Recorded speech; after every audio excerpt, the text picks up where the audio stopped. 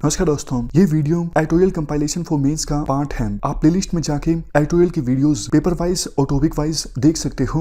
और अगर आप दिसंबर 2019 के बाद की वीडियोस को देखना चाहते हो तो वीडियो के नीचे मौजूद ज्वाइन बटन की सहायता से आप मेंबरशिप को ज्वाइन कर सकते हो। चलिए डिस्कशन स्टार्ट करते हैं। आप जीएस पेपर 3 के इस टॉपिक से आर्टिकल को रिलेट कर सकते हो।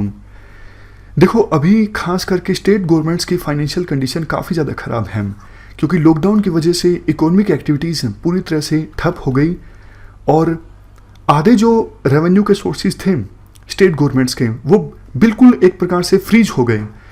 देखो, आधा रेवेन्यू स्टेट गवर्नमेंट्स को 3 सोर्सेज से प्राप्त होता है। एक तो शराब की बिक्री से, अभी शराब जो है वो जीएसटी के अंडर नहीं आती है। दूसरा, प्रॉपर्टी ट्रांजैक्शंस के ऊपर जो स्टाम्प ड्यूटी लगती है, इससे स्टेट गवर्नमेंट्स को रेवेन्यू प्राप्त होता है। और तीसरे नंबर पर पेट्रोलियम प्रोडक्ट्स पर सेल्स टैक्स से। लेकिन तीनों चीज़ें बंद हो गई, तो इस वजह से रेवेन्यू आना बिल्कुल बंद हो गया स्टेट गवर्नमेंट्स को। और अभी ज़्यादातर स्टेट गवर्नमेंट्स के पास इतने पैसे भी नहीं हैं कि वो अपने एम्प्लॉयज़ को सैलरी दे सकें। देखो, अलग अलग स्टेट गवर्नमेंट की फाइनेंशियल कंडीशन अलग अलग हैं, लेकिन हाँ, इतना ज़रूर है फाइनेंशियल कंडीशन सभी स्टेट गवर्नमेंट्स की खराब है।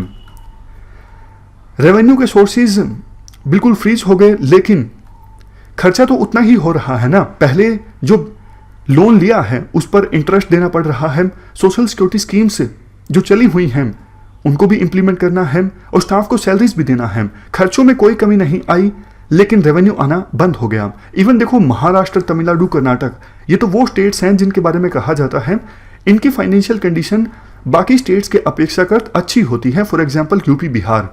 लेकिन ये स्टेट्स भी अब सेंट्रल गवर्नमेंट से मांग कर रहे हैं कि आप हमें ग्रांट दीजिए, लोन मत दीजिए, ग्रांट दीजिए, मतलब पैसा दीजिए और हमसे वापस ना लीजिए, ताकि हम फिलहाल की सिचुएशन में अपने स्टाफ को सैलरीज दे सकें और अपना काम चला सकें। एक और इम्पोर्टेंट बात वैसे यहाँ पर देखो, पहले जो खर्चा था वो तो था ही, लेकिन हेल्थ इंफ्रास्ट्रक्चर पर फिलहाल की सिचुएशन में काफ़ी ज़्यादा खर्च हो रहा है।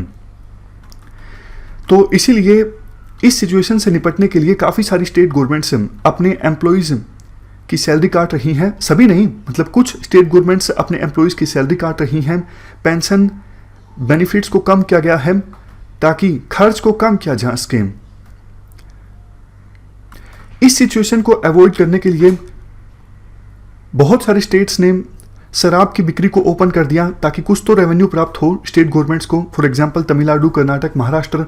लेकिन देखो, शराब की दुकानों के बाद बाहर इतनी ज़्यादा भीड़ लगी, सोशल डिस्टेंस की धज्जियां उड़ा दी गई। इससे तो बल्कि खतरा और भी ज़्यादा पैदा हो जाता है, कहीं जो वायरस का ट्रांसमिशन है वो और ज़्यादा ना हो जाए, मतलब वायरस ज़्यादा ना फैल जाए।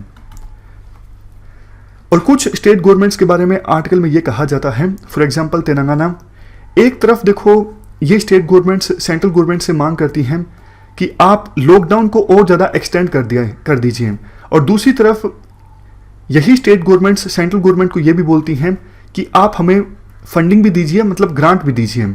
ये तो देखो एक आसान रास्ता है सिचुएशन को अवॉइड करने का। लॉकडाउन को एक्सटेंड करना तो बिल्कुल आसान रास्ता है।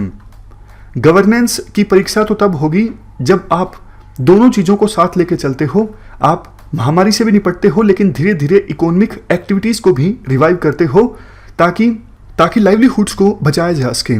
अब देखो, क्वेश्चन एक ये उठता है कि स्टेट गवर्नमेंट्स सेंट्रल गवर्नमेंट से पैसा मांग रही हैं, क्या सेंट्रल गवर्नमेंट की फाइनेंशियल कंडीशन अच्छी है? इसका आंसर है नो। बट सेंट्रल गवर्नमेंट के पास ना काफ़ी तरीके हैं फाइनेंसिंग के। जैसे सेंट्रल गवर्नमेंट ने पेट्रोल पर जो ड्यूटी है वो 13 रुपये इंक्रीज कर दी मार्च से लेके अभी तक, और डीजल पर 16 रुपये इंक्रीज कर दी। इससे काफ़ी ज़्यादा फायदा होगा सेंट्रल गवर्नमेंट को, क्योंकि इंटरनेशनल मार्केट में ऑयल के दाम कम हो गए हैं। उसका फ़ायदा कंज्यूमर्स तक सीधा सीधा पहुंचाने के बजाय सेंट्रल गवर्नमेंट ने ड्यूटी इंक्रीज कर दी और काफ़ी सारा पैसा इससे सेंट्रल गवर्नमेंट को मिलेगा। इसके अलावा सेंट्रल गवर्नमेंट पर बोरोइंग की कोई कंडीशन नहीं है, जबकि स्टेट गवर्नमेंट्स पर उधारी लेने की कंडीशंस होती हैं। तो स्टेट गवर्नमेंट्स ये भी मांग कर रही हैं सेंट्रल गवर्नमेंट से, अभी आप रिस्ट्रिक्शंस को कम कर दीजिए ताकि हम भी आरबीआई से पैसा उधार ले सकें। सेंट्रल गवर्नमेंट को क्या करना चाहिए? आज़ादी देनी चाहिए स्टेट गवर्नमेंट्स को कि वो अपने हिसाब से इकोनॉमिक एक्टिविटीज़ को रिवाइव कर सकें अपनी असेसमेंट के आधार पर, क्योंकि देखो सभी स्टेट्स की सिचुएशन एक जैसी नहीं है और सभी स्टेट्स में सभी जिलों की सिचुएशन भी एक जैसी नहीं है। इसके अलावा एक काम सेंट्रल गवर्नमेंट के द्वारा ये भी किया जा सकता है कि स्टेट गवर्नमेंट्स को अलाउ कर दिया जाए कि आप अपना फिस्कल डेफिसिट 4.5% तक बढ़ा सकते हो, अभी लिमिट 3% की है। उसी प्रकार से सेंट्रल गवर्नमेंट खुद का भी फिजिकल डेफिसिट बढ़ा सकती है करंट सिचुएशन से निपटने के लिए। तो ये हमने आर्टिकल डिस्कस किया सेंट्रल गवर्नमेंट और स्टेट गवर्नमेंट्स की फाइनेंशियल कंडीशन से संबंधित। इस डिस्कशन में फिलहाल इतना ही है। Thank you very much for discussion.